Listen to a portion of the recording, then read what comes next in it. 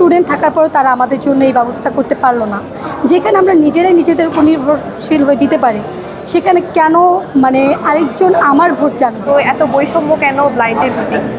তো এটা আমার একটা দাবি যে অবশ্যই সঠিক সময়ে ভোট শুরু করা উচিত। আমি বিজয় 24 হলের একজন প্রার্থী, হল সংসদে, এবং আমরা অ্যাকচুয়ালি মানে আমাদের প্রশাসনই আমাদের সঙ্গে বৈষম্য করেছে। আমরা সবসময় সবাই বলি যে বৈষম্য থেকে আমরা মুক্তি চাই, কিন্তু আসলে দেখা যায় যে প্রশাসনই আমাদের সাথে বৈষম্য করে।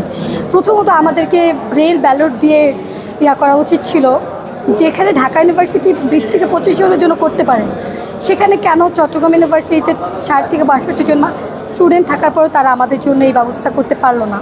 এটা হচ্ছে প্রথম কথা। দ্বিতীয় কথা, সবার ভোট শুরু হয়েছে 10টায়, আমাদের ভোট শুরু হচ্ছে 11টায়, এবং এটা আমাদেরকে ক্লিয়ারলি মানে ওইভাবে বলাও হয় না, হয়তো বলা হয়েছে কিন্তু ওইভাবে ক্লিয়ারলি না।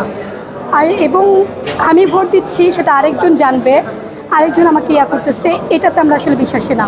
যেখানে আমরা নিজেরাই নিজেদের উপর নির্ভরশীল হয়ে দিতে পারি, সেখানে কেন মানে আরেকজন আমার ভোট জানবে? মানে এটা আমার হচ্ছে প্রশাসনের কাছে প্রশ্ন। অনেকক্ষণ যাবৎ বসে থাকার পরেও এখানে এখনো ভোট কার্যক্রম শুরু হয়নি। প্রায় 10:30 বাজে, এখনো শুরু হয় নাই। অন্যান্য জায়গায় তো শুরু হয়েছে, কিন্তু এত বৈষম্য কেন ব্লাইন্ডের ভোটিং? তো এটা আমার একটা দাবি যে অবশ্যই সঠিক সময়ে ভোট শুরু করা উচিত ছিল।